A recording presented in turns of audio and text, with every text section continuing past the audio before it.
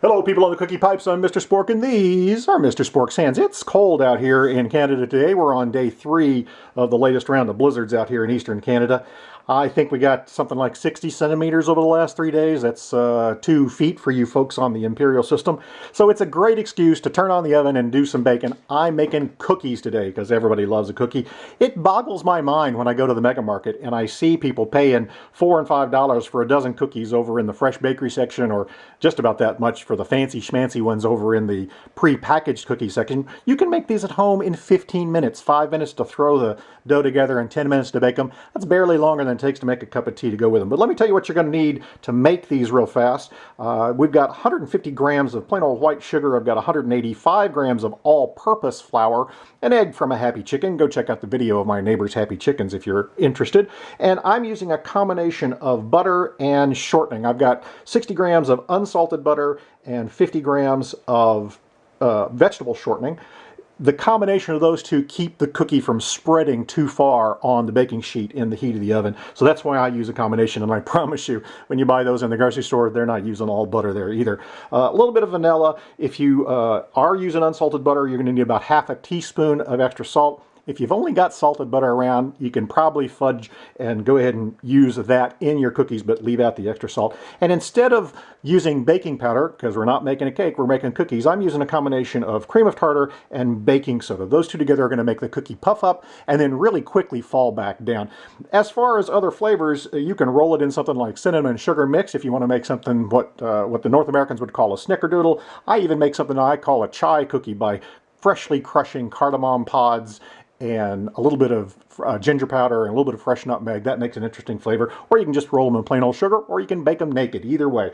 If you really do want to alter the flavor inside, you can use some extracts. I use a little bit of lemon extract from time to time, or grab your microplane grater and grate the zest of a couple clementines or an orange or a lemon, some kind of citrus. It doesn't take much, just the zest of 1 or 2 will really enhance this small batch of cookies. If a holiday is coming up and you want to throw in a couple coloring drops for St. Patrick's Day or Canada Day or Easter or whatever you're celebrating, that's fine too. It's not going to affect the flavor or how they cook.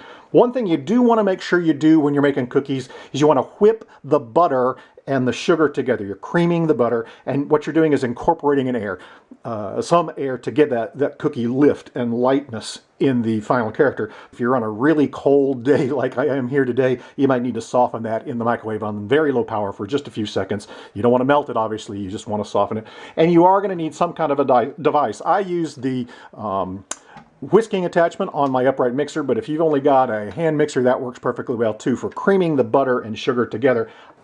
Pulling these cookies together is super fast, super easy. My butter is at about 68 degrees, or if you don't have a thermometer, you should be able to leave a fingerprint in there. I've got my sugar already in the upright mixer.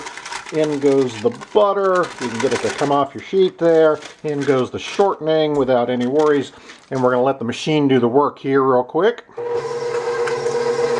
Again, what you're trying to do is incorporate air into the mix.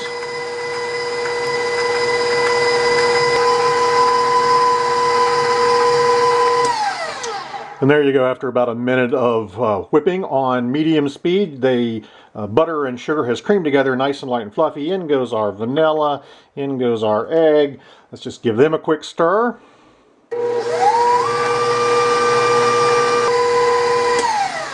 And after a little bit of help with a spatula, I'm going to put in about half of the dry ingredients. I've got all my other dry ingredients sifted together there.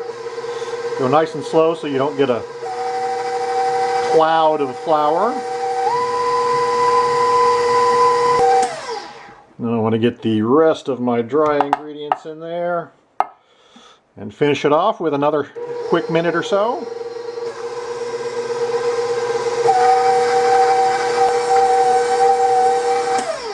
And there is your cookie dough ready to go. You're going to get it out of the machine, and what you're going to do is divide it up into 12 equal portions. That's about 45 or 50 grams per cookie. And I'll show you how to roll them out next. I'm ready to go into the oven with these. I've got it turned up to 375 degrees Fahrenheit, 190 degrees Celsius. Let it preheat for a full 20 minutes so they get that spraying and puff from the baking soda and cream of tartar right as they go in the oven. I've got 3 different flavors here. Plain old sugar, which is my usual course of action. I've got cinnamon and sugar together here that some people would call a snickerdoodle. And this is my chai spice version. I've taken a couple spoonfuls of sugar, a few freshly ground cardamom seeds, and a few fresh strokes of nutmeg against my fine grater. That makes an interesting flavor as well. All 3 flavors from the same cookie base. I'll be back to show you what they look like as soon as they come out of the oven. Here we are 10 minutes out of the oven at about the 5-minute mark. I went ahead and spun them front to back just to give them a nice even bake. And as you can tell, they look underdone when you pull them from the oven. They're already starting to collapse down on themselves. That happens pretty quick. Both of those things are by design. If you want that interesting chewy texture on the inside, don't overbake these. The recipe is out on my website if you want to go get that. It's for a batch of 12. You can certainly do the other half of the recipe on a later day, a day or two later. Just keep the dough in the fridge. Don't roll it in the final sugar and cinnamon and cardamom and whatever else you're going to put on them until right before you bake them, though. Otherwise, you've got yourself 12 cookies in time for tea. I'm going to go make myself a big pot of it. I do appreciate you liking and thumbs up and tweety book spacing and sharing the videos and telling your friends. It just tickles me pink when I get new subscribers. So please do all that social media stuff.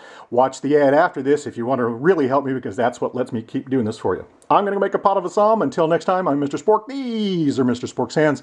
It's cookie time up here in Canada. Cheers.